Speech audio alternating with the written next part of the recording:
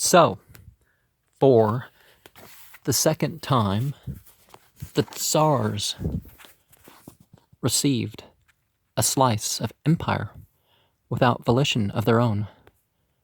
The Cossacks, however, did not take kindly to the rule of Moscow, and they drifted east across the steppes, where the grass-grown kurgans marked the thoroughfares of the earlier nomads. They reached the waters of the Don and the foothills of the Caucasus. Behind them, the colonists moved into the rich black earth region. The Cossacks themselves preferred to leave agriculture to their women, and they moved on to new frontiers. Getting rumbling the tumbly here. The Tsar reigns in Moscow, they said. The Cossack on the Don. In time, these wild Cossacks became tamed to the extent that they served as the military force of the advancing frontier. Their stanitsas, or settlements, were fortified posts. The mounted warriors of these stanitsas formed a mobile cavalry force that could cope with the Tatar Ordos. The Tsars found in them a key to open wide the gateway to the east. Peter the Builder. One man, Peter the Great, tried to arrest this drift into the east. He endeavored to remold both his army and his people along the lines of Western progress. Peter did object violently, for his was no gentle nature, to the traditional stagnation of Russian minds. He banished, as it were, the ghost of Byzantium from his court. He melted down church bells into cannon and imported Germans to drill his soldiery.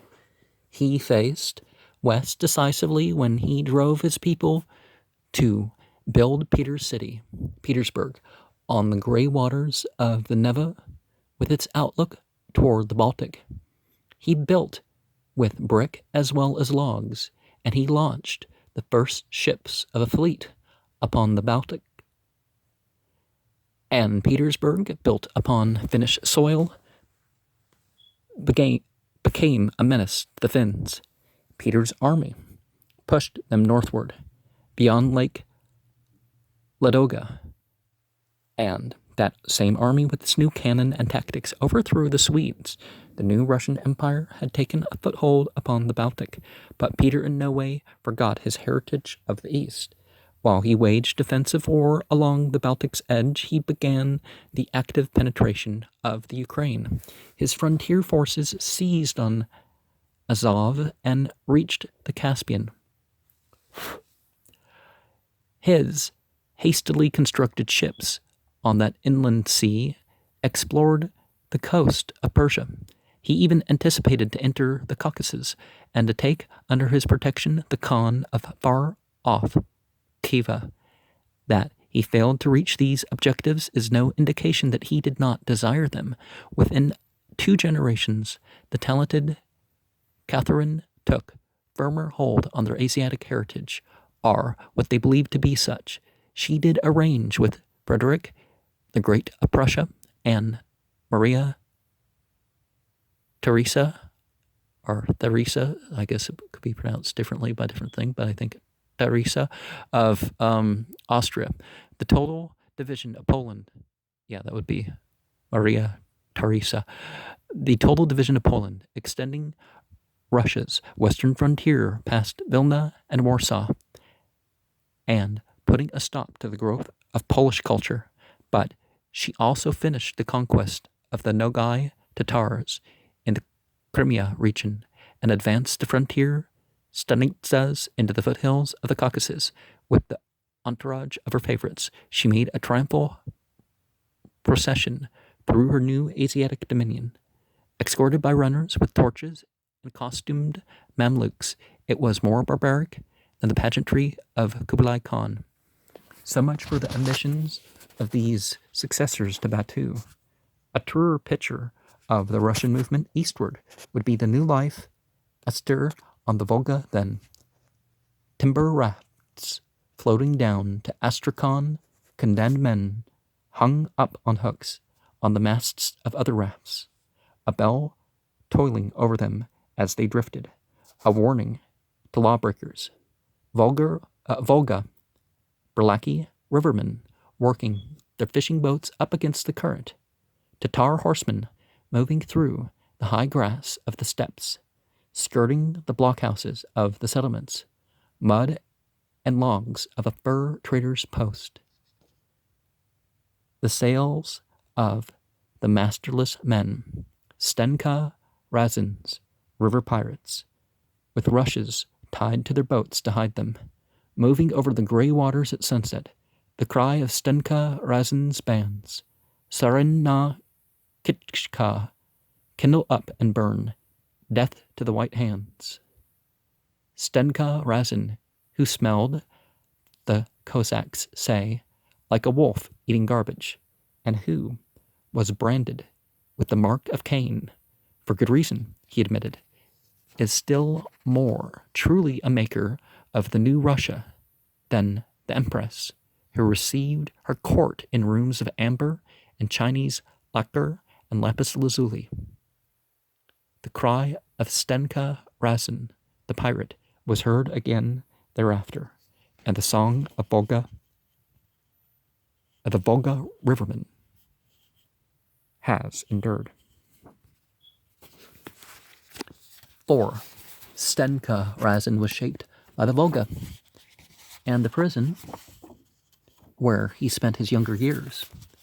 He was a descendant of the East more than of the West, and this was true of the mass of the Russians who moved eastward. At that time, the Volga was more truly than the Mississippi of a century ago, was the channel of mixed races. The Volga rivermen were the sons of Slavic fathers and Tatar mothers. In their period of supremacy, the Mongols had little effect upon the Slavic stock, but now in their decadence, when they had lost their type, they were changing the Russian stock by interbreeding, and this change was to become greater as time went on. An insatiable hunger for land and more land was driving the Russian colonist eastward, and as he went, he bred his sons from the women of the Asiatic tribes. And aside from this forming the, Russian Empire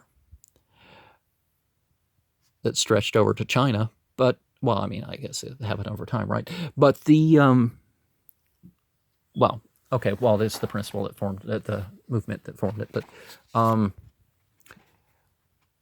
one of the things we find is that the material world alone, the wealth, doesn't satisfy. And so when we don't have, so we need something more than luxury in life. The Eastern Empire, the first Russian advance beyond the Volga, took a northern route, avoiding the more warlike of the Asiatic tribes. At first, the people of Finnish stock offered little resistance. The Cheremys and the Mordvas fled east through forests with what they considered to be their gods. They would not be converted, nor would they work for Russian masters. So, the Russian proprietors imported agricultural workers of their own, who filtered among the Mordvas, collecting their fields, marrying their women. Meanwhile, the bands of adventurers pushed ahead, still keeping to the north. The Samoyeds and reindeer people of the forests were peaceful, offering no resistance. Moreover, the northern way was easier for the Russians than the heights of Central Asia, and they advanced swiftly. By 1609, the Cossacks have reached Tomsk, near the Ob. A few years later, they are on the banks of the Yenisei. In 1632, they are building the log forts of Yakutsk on the Lena, whence one of them descends to the mouth of the river at the border of the Arctic Ocean. The Khan Altan promises them that he will accept the presence of the White Tsar. In 4 years, they advance 1,000 miles farther and begin to descend the Amur. This brings them into contact with the Chinese frontier forces, and they retreat to build Irkutsk. But within a generation, they're exploring Kamchatka and the Pacific shores. This is a vast territory. It is 2.5 times as far from Moscow to Kamchatka as from New York to the California coast. Aided by the Arctic tribes, the Cossacks even cross from island to island to Alaska, and the Russian fur traders follow them to descend the coast of North America and to come into sight of California before the American settlers take possession there, the tribes of Central Asia. Until now, the lands of the great clans of mid-Asia had been avoided by the Russians. The nomad horsemen were still formidable with their bows, and they had all their old pride in their freedom, and no least desire either to submit or to pay tribute with the Rusa traffickers and soldiers. Early in the 17th century, the Common Era, the tribes of the Chagatai area had coalesced under the leadership of Batur, and then Galdan, Khans of the Dzungars or Jungars, the East Wing, Turks who still followed the Yak tail standard.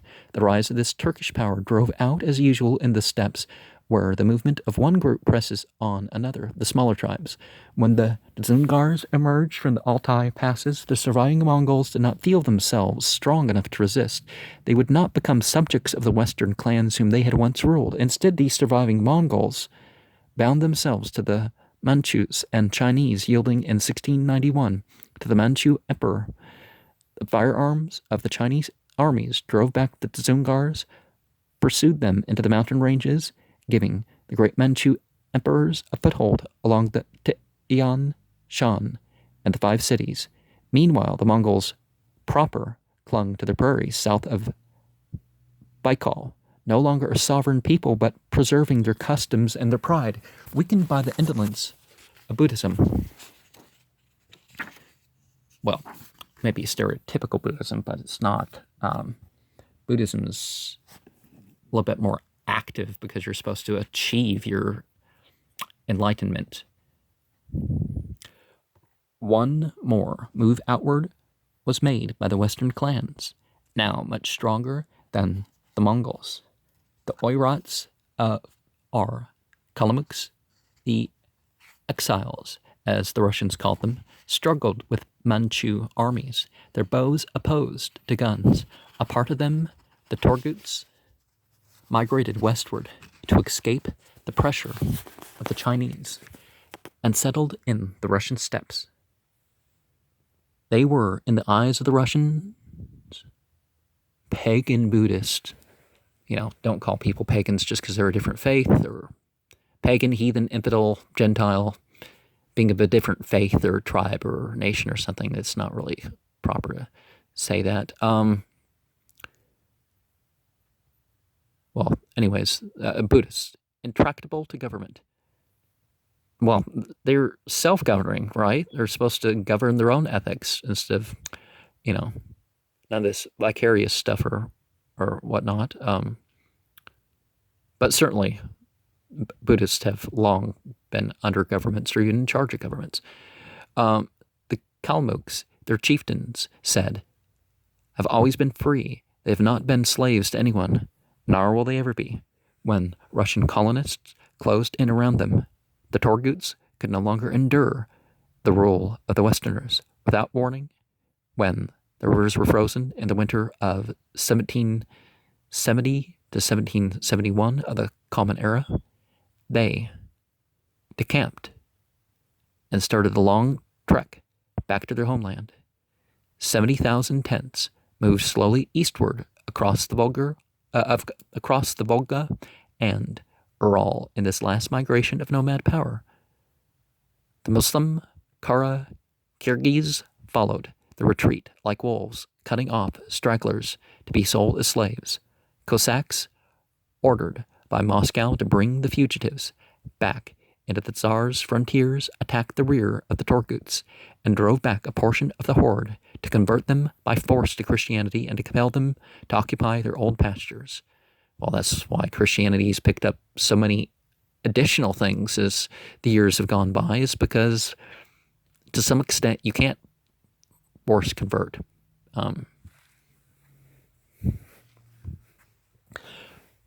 But these enemies could not check the flight of the Torguts. Instinct drove them eastward toward their ancestral grazing lands.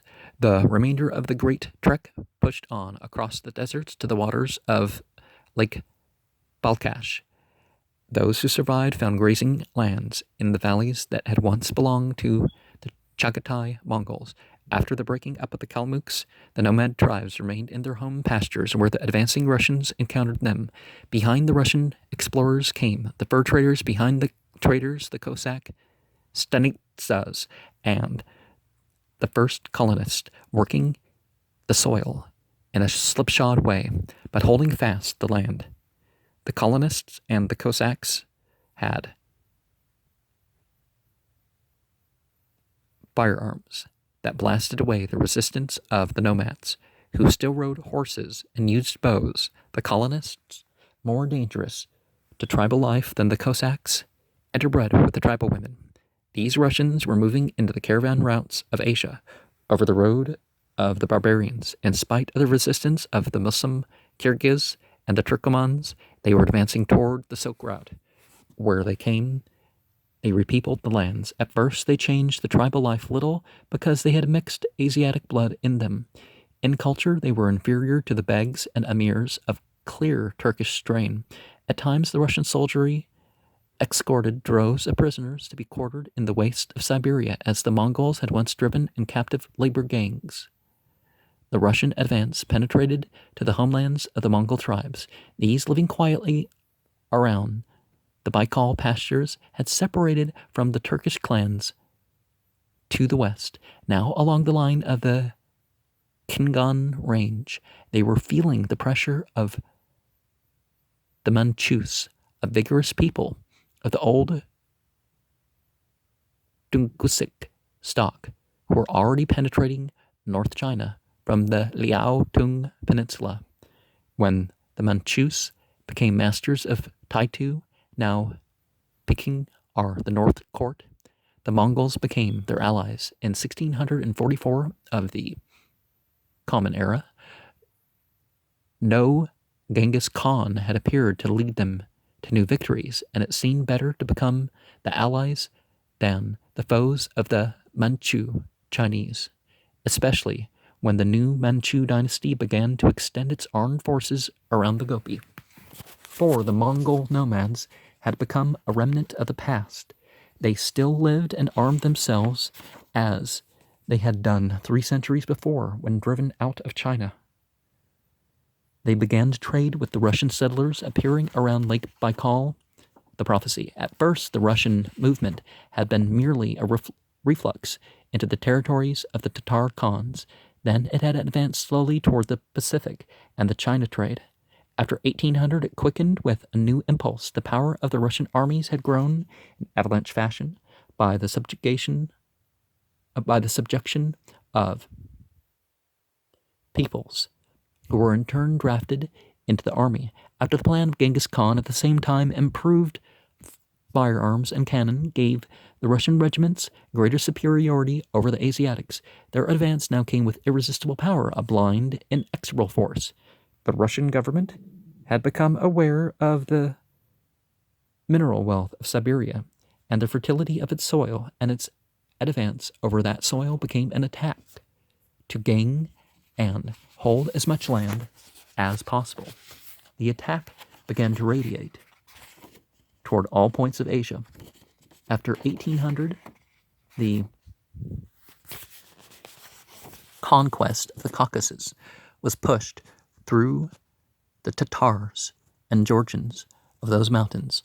North of the Black Sea, Russian armies drove the flailing Turks back toward Constantinople, reoccupying Nogai's domain.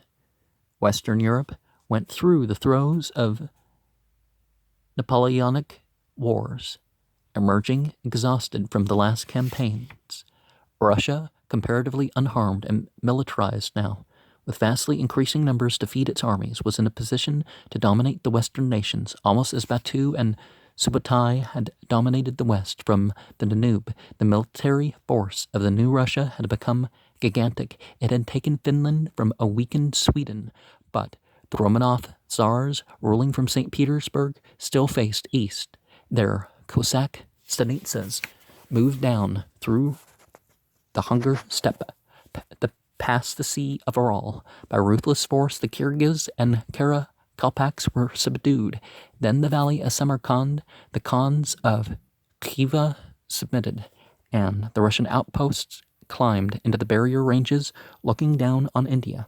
The Romanov Tsars saw unlimited expanses of land in the east to be colonized and held by force. They were obeying the instinct that drove both peasants and Cossacks down toward warmer valleys and the southern seas. Their outposts moved into the ruins of the 5 cities and paused at the edge of the Gobi's sands. Masses of settlers advanced past the Altai. Cities grew up along the transport lines. Irkutsk was built at the edge of Lake Baikal. And so we have this blood and soil geopolitic sort of way of thinking expressed here.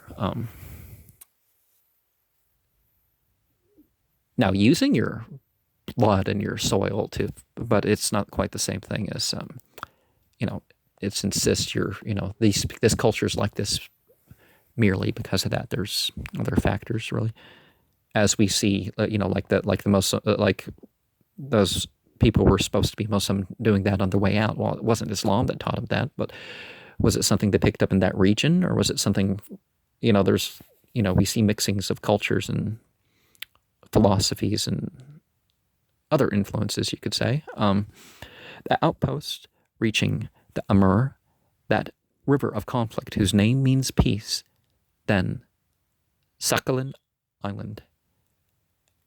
A railroad followed the colonists' path across the continent. Manchuria was taken from the Chinese, the now Pacific Manchus subdued, and the Russians looked across the Great Wall at Peking. In 1898 of the Common Era, they forced the Chinese to yield the port at the end of the Liaotung Peninsula and fortified it as Port Arthur. They prepared to advance into Korea. Then in 1904, 1905, an Asiatic power struck back. The Japanese islanders had learned to use, if not to make, the weapons of the Europeans. For the first time, the European invaders were defeated with modern weapons. Tsarist Russia in 1905 almost regained the geographical structure of the empire of Genghis Khan, peopled with the same racial elements. If it had not been for the counterstroke of the Japanese, the dominion of the Tsars would have passed the Great Wall and enveloped Peking. In this new coalescence of humanity, the Russians, not the Mongols, dominated the military force. The empire was ruled from its western sphere, not from the east. It had, like the Mongol Empire, the vast natural reservoir of Siberia to draw from. But the Siberian region yielded its resources of timber, metals, and fertile soil instead of human beings. The mild autocracy of the religious czars and the nobility ended in the revolution of 1917 to 1918. Out of the revolution came the merciless but rational rule of Lenin, soon to be supplanted by Stalinism. Curiously enough, the capital is, again, Moscow, as in the medieval period. The eyes in the Kremlin look, again, toward Asia. Stalin himself is more Asiatic than European. Remember the book in the Bible, Moscow's one of the Gog and Magog centers. I forget which one's Gog and which one's Magog, but anyways, it's more Asiatic than European. Under a thin surface of Western customs and catchphrases, the dominating power is again Asiatic. As in the days before Peter the Great, it is a pure dictatorship supported by military force. This military force has been harnessed again to the task of war. Already it has seized upon the lands of the Poles that it once held. It has penetrated into the small Baltic states, holding in subjection the once independent Lithuanians. It has been driven against the liberty-loving Finns, who had withdrawn after centuries into their peninsula in the far north. Stalin, in casting aside the doctrines of the revolution, has turned back the medieval policy of military conquest.